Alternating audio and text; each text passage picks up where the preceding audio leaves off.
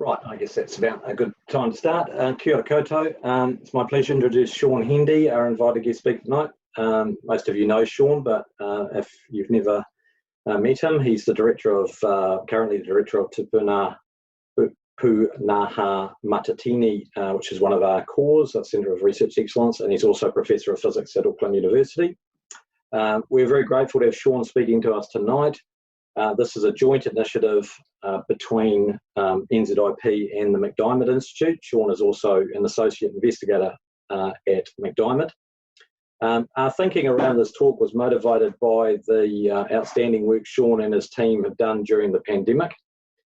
We felt it would make an interesting talk and a Q&A session, which will follow Shaun's presentation, for Shaun to explore the work that has taken place and to show how his background as a physicist has influenced the work, hence the title, How a Physicist Has Approached Modelling COVID-19. On a personal note, I'm sure I speak not just for myself, but for all of you at this webinar, that we're very grateful for the work that the modelling team has done, and particularly for Shaun in terms of the science communication role that he's played very well during this very difficult time. It's extremely important, and that work has been very much appreciated. In terms of the format, Shaun's going to present for around about 20 minutes. He thought he might go on for a little bit longer than that, and I'm sure that's absolutely fine. And then we'll open up to questions. What I thought we could do is, if you, as Shaun is presenting, if you think of a question, maybe pop it in the chat. I'll keep an eye on that. And then once once Shaun has finished the formal part of his presentation, I can call upon individual people to present their question and for Shaun to respond. So without further ado, Shaun. Oh, kia ora, David. Yeah, and thank you for inviting me along I've been talking to lots of different audiences, so it's good to come back to a physics audience. I'm not sure if I feel like a physicist anymore. I spent most of my day talking to epidemiologists. So it's nice to be back talking to physicists. It's been quite a strange few months. I'm going to just start sharing my screen now, so hopefully that's going to work. So I'm gonna tell you a little bit about how we ended up doing this work. Let me just sort of first of all, there's been actually a fairly large team at Te Pūnaha Matatini working on COVID-19, but the core modelling team have been colleagues of mine: Alex James, Mike Plank, Nick Stein, Rochelle Binney, and Audrey Lustig. And so mostly I'll be talking about their work, and that's most of the work that you would have seen us talk about has been based on the model that the six of us have really, or the two models that the six of us have really built over the last few months. It's been very strange. I experienced. I mean, we started out doing this. It was kind of really. I ran the first model just on first weekend in March, and I was just really looking. I wanted to understand when the epidemic might peak in New Zealand, and it was entirely for my. I wanted to know what our year was going to look like at Te Pūnaha Matatini.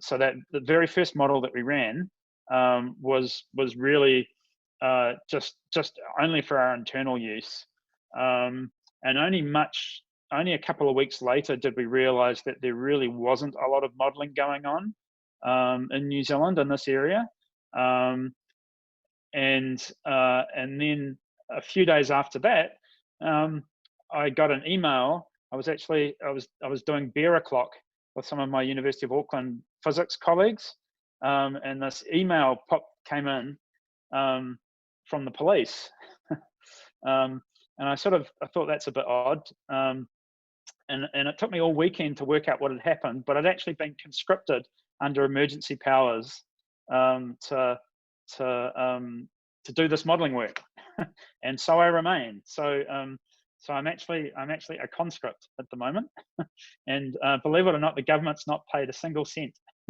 for this work. So there's typical New Zealand science funding system. not actually fronting up with any funding. So hopefully that'll change sometime soon. So to explain how we got into this position, I really have to tell you a little bit about what Te Puna Hamatatini is.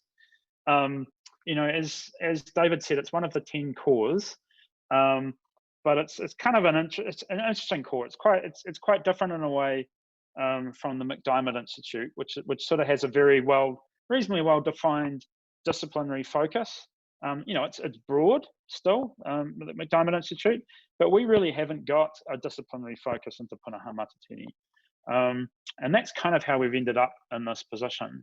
So just to give you the sort of too many words on this slide, but basically, you know, the way we think of ourselves is we work in an area called that we call complex systems and networks, which is a very, you know, in terms of the domains where you might work, the domains of knowledge, that's very broad, but nonetheless, there's kind of a core set of concepts that many of which come out of physics, but then have gone on to be used and utilized in understanding other areas. We've been around since 2015, so we're sort of one of the newer cores, but we've grown quite rapidly, and today we've got about 70 investigators and there's about 80 students involved.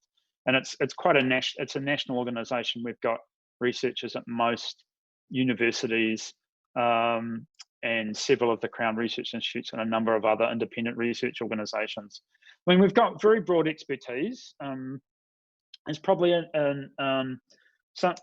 some people would say in the centre that we have an oversupply of physicists, and that's really because it was, you know, originally put the centre together, you know, using my contacts, and so we do have a number of physicists around the country, number of mathematicians, and then number of data scientists and computer scientists.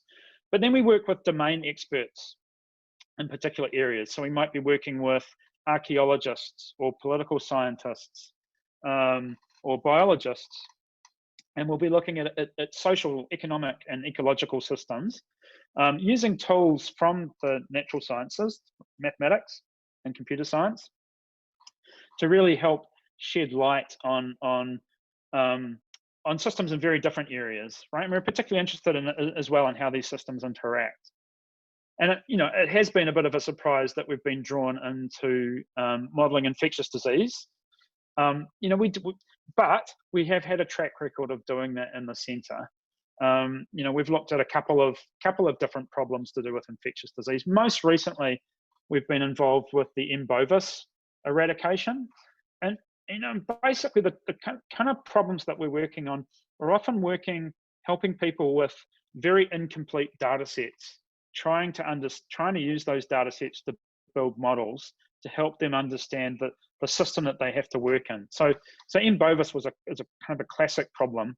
They have this, the Ministry of Primary Industries have this, or pay for this NATE tracking system, which is supposed to track animal movements on and off farms around the country, right? And the problem with this system is that the farmers who are sort of high risk for sending stock left, right, and centre around the country are also the farmers that are least likely to record those movements in the database, whereas the farmers that move fewer stock around less frequently, they'll be quite conscientious about recording this. So the issue is, well, how can you use this data set to try and understand how this disease might have spread around the country? And it turns out it's quite similar to some of the problems we might work on in physics and percolation and statistical physics. But you end up being very surprised to find yourself in these meetings with vets and representatives from the agricultural industry, trying to help them to solve a problem in their field. We have done some stuff on seasonal flu, and we also have done some work on Havelock North, the gastroenteritis outbreak. And again, we were kind of, when looking at these problems, we're often working with kind of unusual data sets, and that's something that I think physicists do have a skill in, right? We're very good at producing copious amounts of data in difficult formats, right? That only we can understand. So we're good at, we're good at being bad with data, which means we're quite good at handling difficult data sets, and often that's the skills that we're bringing to the problem, combined with mathematics. But I want to just sort of talk you through what a complex system is and how it relates to concepts from physics. So before I really get into the modeling, so there's kind of two parts.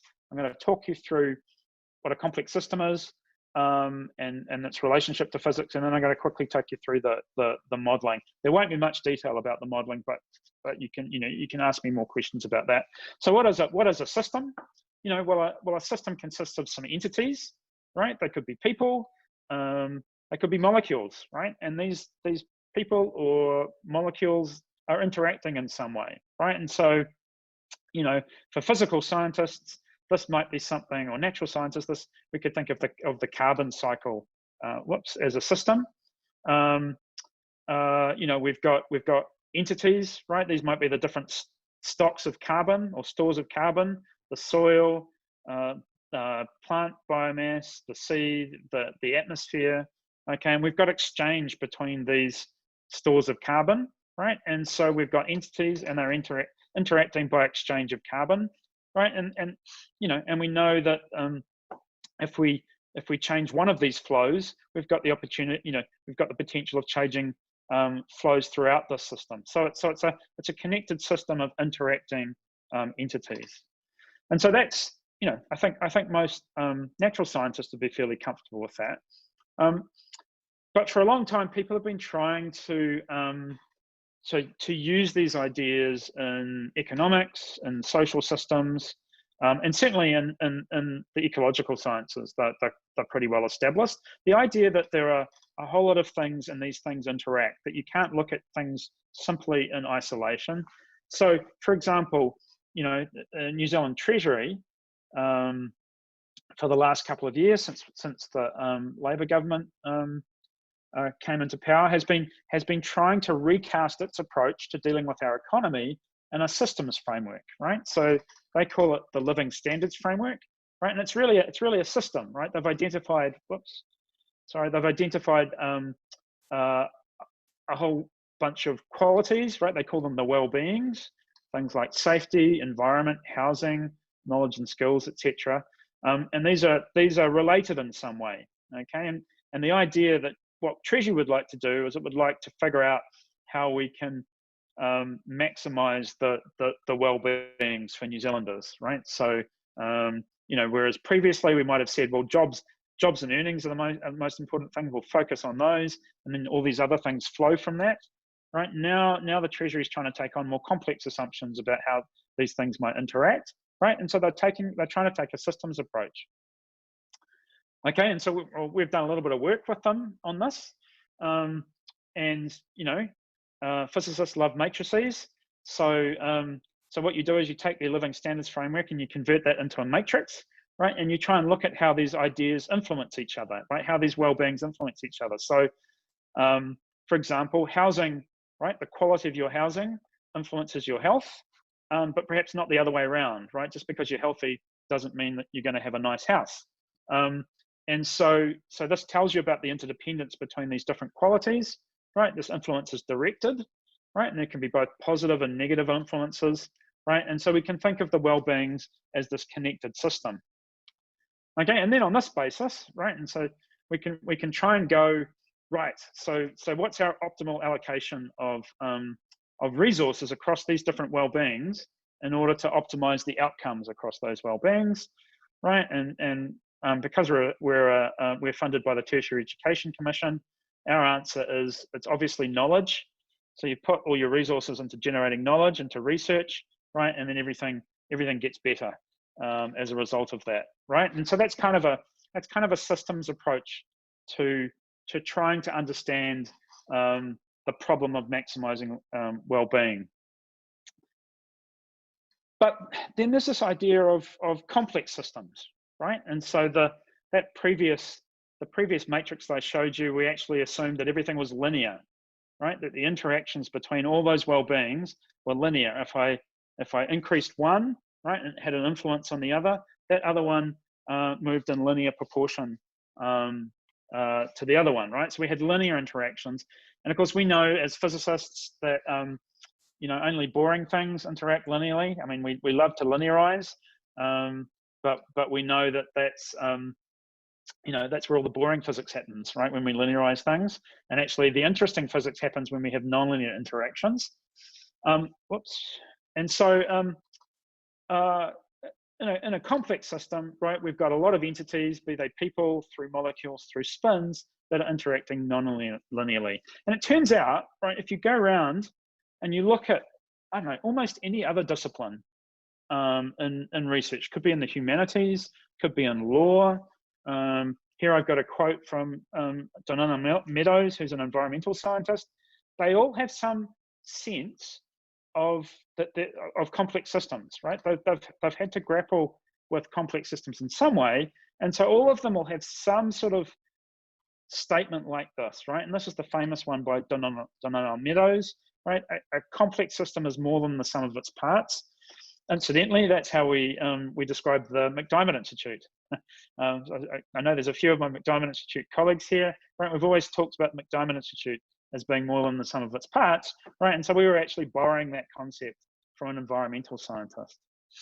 But it turns out, in physics, we've actually been thinking about this kind of thing for quite a long time. And sort of one of the classic articles in this area goes back to Philip Anderson. Okay, and so he had this lovely phrase, "More is different," right? So there's an article entitled "More is Different" that appeared in Science in the 1970s, and he was kind of thinking of this problem, right? Which is, I know we're all want to do as physicists, right? If you start from elementary particle physics, surely the social sciences just emerge after enough mathematics and grunt work, right? Out of our understanding of elementary particle physics, right? It's surely most.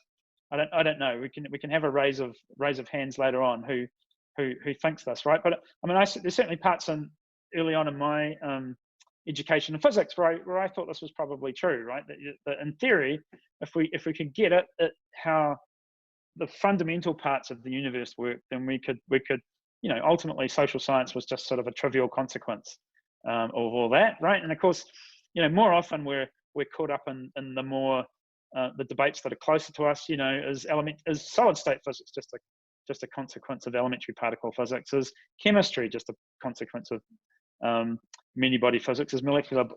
Those are the things we're probably more familiar with, right? This is a very long bow to draw all the way to social sciences, but it's kind of an interesting question to ask in principle. And actually, so Philip Anderson, he had an interesting answer to this, right? And he was really looking at symmetry breaking, right? So this is NH3 molecule, right, which has a instantaneously would have a dipole moment, right? But in fact doesn't, right? Because we have a superposition of these two states, right? But we have this superposition, right?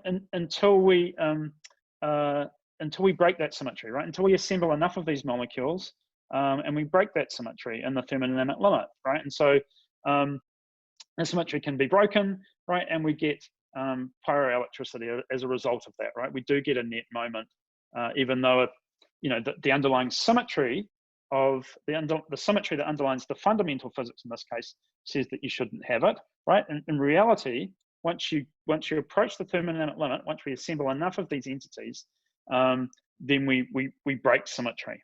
Okay, and so that's sort of Philip Anderson's answer to this problem. He's basically said no, right? Each time you go up a scale, right, the universe is breaking symmetry, and the way that symmetry is broken, we can't predict that simply from the underlying symmetries that are fundamental. So that was kind of his, and so the language he used, right, is that the constructionist hypothesis breaks down, right, when confronted with these two difficulties of scale and complexity. And by construction, it's people often talk about complex systems telling us that reductionism doesn't work, but actually, and I prefer his way of putting it. it's constructionism that doesn't work, right? You can't start from the fundamental building blocks and work all the way up to understand the more complex parts of the universe from those fundamental building blocks, but you can always break down and look on smaller and smaller detail. So anyway, I mean, I apologize if people have seen this before.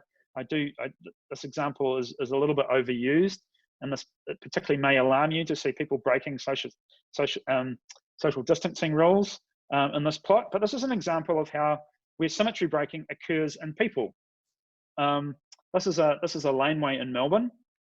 It's in the morning, and actually, there's quite a high degree of symmetry in this picture, which you'll see if I compare it to a photo in the evening.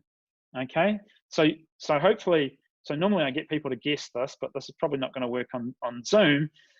What you can see is you can see the backs of people's heads on the left-hand side and people's faces on the right-hand side, right? And you can't see the same pattern earlier in the day, right? So what's happened is that this crowd has broken symmetry, okay? And in the same way as a physical system might break symmetry, the crowd has broken symmetry. And so this is associated with a phase transition in crowd dynamics taking place, right? And so this is the type of stuff that really fascinates me, the fact that you know, we can look at you know, fundamental things that happen in physics that we understand well in physics, and then see that behavior also happening in people. You know, and if you can break the symmetry one way, so here people are walking on the left, you can break it the other way. In London, people tend to break it on the other way, right? So if you go to London, I've done this experiment. I've gone to London. I've picked an Australian and a local out of my conference crowd, got them to come up to the front of the lecture theatre, and then I got them to walk into each other, because the Australian expected the local to pass them pass them on the left, and the local expected them to pass on the right, and they walked smack into each other because of the symmetry breaking, right? And we get used to the way that our local, the way that we break symmetry locally, right? It gets embedded in our natural reactions, and so indeed, right? Either way, you can break symmetry either way. In New Zealand, we do like the Australians. So we tend to break symmetry by passing people on the left. So, and now you can't do this experiment anymore, but I was very fond of it. This is the library in Wellington, which unfortunately is going to be knocked down, I think. So it's too late to do this, but it does have consequences. You might think, well, that's an interesting observation, but does it have any real consequences? Well, it does if you're a Wellingtonian and you used to go to the library, because they put the entrance on the right and the exit on the left, right? And so you can sit, there's a cafe across the road, you can sit at the cafe and you can watch Wellingtonians walk up to the exit, do a double take, and then go through the other doors, right? Because they're expecting to pass through on the left. I did give a talk about this at a New Zealand Architects Conference a few years ago, and they told me it was an intern from the UK that muddled this up.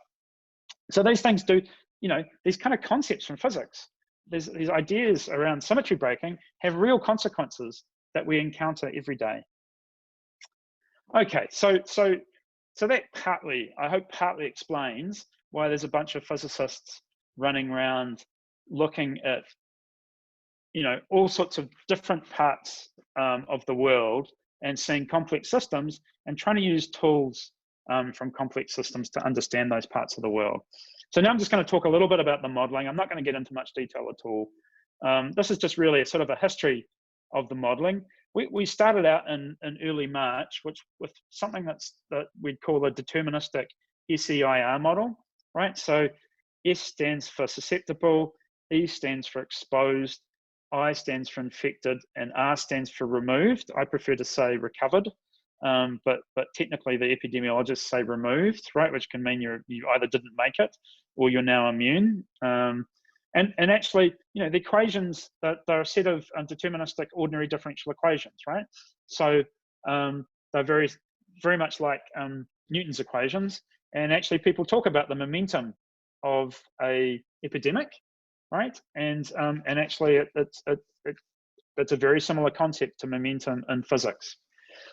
These were the very early models we were working on.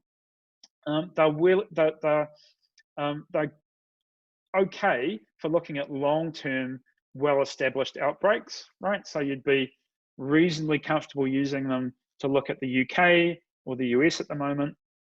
But very early on, we realized that perhaps New Zealand wasn't going to be in this category, right? That these models weren't going to be as useful for us. There was another group. So there's the School of Public Health, Otago School of Public Health, based in Wellington, and they'd been doing some modeling as well using this type of approach. But their model was it's a model that was being run for them basically in Germany, right? So the reason we really got pulled into this was because we'd developed our own model, right? We had our own code, and we could reformulate that code to ask different questions. Whereas the Otago group, they weren't modelers; they were epidemiologists. They were doing good work, but that it wasn't really their model. Early in April, we started using a stochastic model. I mean, in some ways, it works. The basic structure is similar to the deterministic model, but now it's a stochastic model. So now we're running simulations where we're drawing outcomes from a random number generator. Okay, and so again, from a physics perspective, this is like a diffusion problem or a random walk problem. So again, it's very familiar mathematics and methodology. Many physicists would run very similar models, and now we could do both the long-term scenarios with this type of model, but now we could do the short-term work, right? We could look at situations where we might be eliminating the disease, as we hopefully are right now. And then some of the stuff that's going on right now and isn't public yet, but are network-based models. And again, these types of models have really come out of physics as well, from the study of percolation and out of statistical mechanics. And here we actually try and understand the contact networks that people have explicitly. And so those sort of models, we're running them now. These models, the deterministic and stochastic SEIR models, are actually computationally very efficient. This model's not computationally very efficient, so it's running on NESI, the big supercomputer at the moment.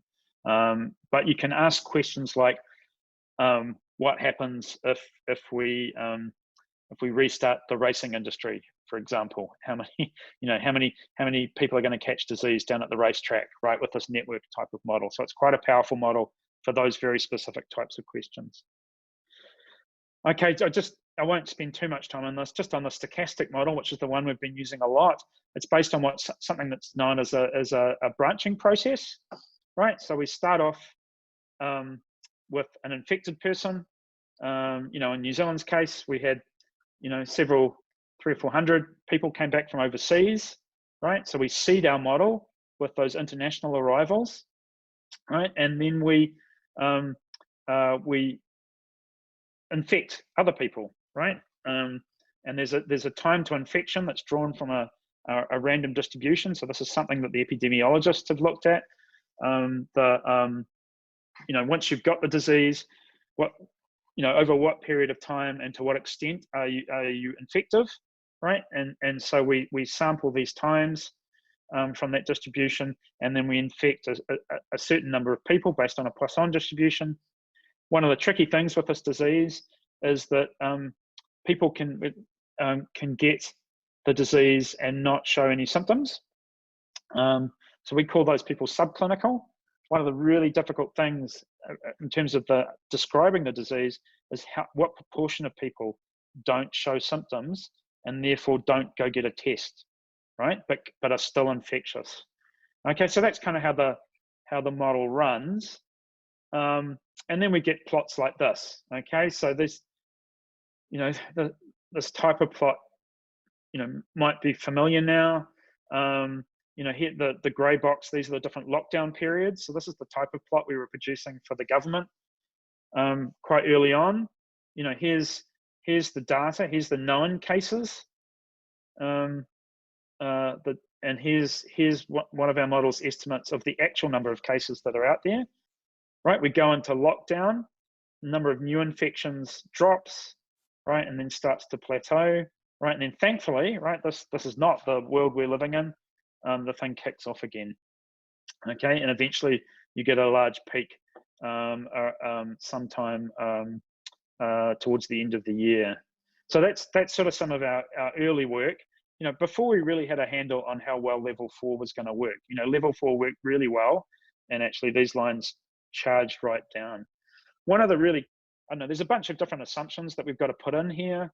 You know, there's the basic structure of our model. There's a lot of the clinical parameters that might go in. You know, how does the disease behave? We had to understand things about how well our public health system was working. You know, how likely is it that one of these new infected cases gets picked up by contact tracing or testing and goes into self-isolation? One thing that drove us crazy was trying to get from politicians, you know, tell us when you're likely to leave lockdown, and then we can tell you what will happen as a result of that. And they were like, no, tell us what will happen, and then we'll tell you when we'll leave lockdown, right? And so obviously we had to have a lot of discussion about how we would handle that process. And then these are the sort of graphs that the types of graphs that we were producing for Cabinet when they were making their decisions about whether to come out of lockdown, and you know, and they were looking at probabilities that would eliminate, right? And so here we're looking at a couple of scenarios. This is a scenario where most of the time we eliminate the disease.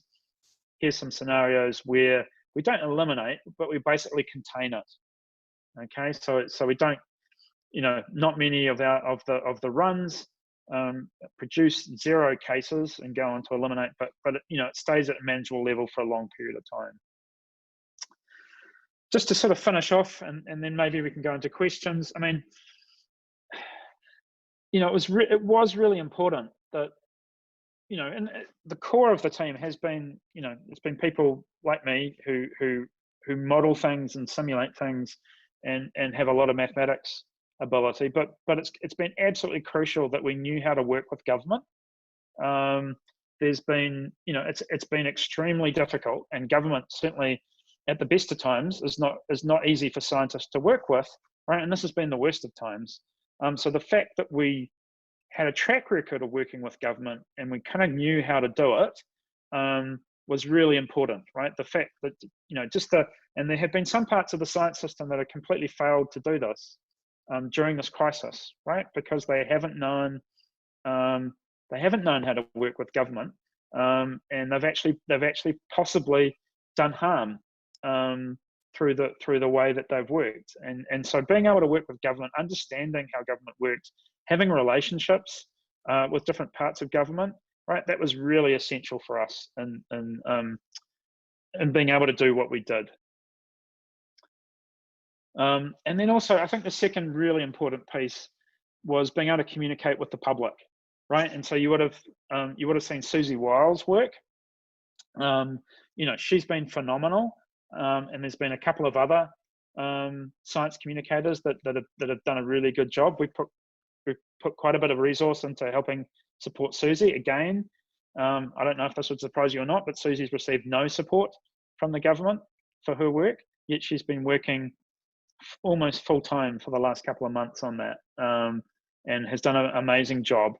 But that's, you know, it's been hugely important to be able to communicate our science to the public, and you know, and we've had a largely really positive response when we've done that. We've attracted a few nutcases, and you know, I've had to have the block button going quite a bit on Twitter.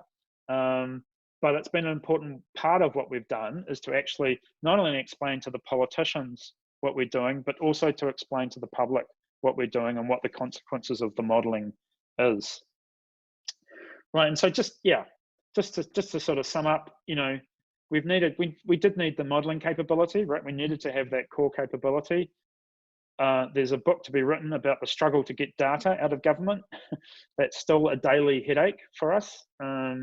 Believe it or not, the data does not flow easily through government. We needed an understanding of policy. We needed to be able to communicate our work to the public. We needed to be agile. There's a lot of work that didn't get off the ground because people were waiting for funding to do it. You know, we were lucky being a core that we do have discretionary funds. We have an ability to put funding in a agile way into new projects. And there's a lot of other parts of the science system that simply haven't delivered because they haven't been agile enough.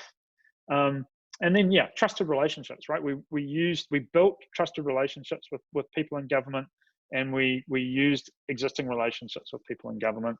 You know, and I do think, you know, ultimately, you know, it really does illustrate the value of putting together a core like this that doesn't necessarily have a strong disciplinary focus, but can draw on lots of different threads of expertise, and has a diversity of people and lived experience in that core. So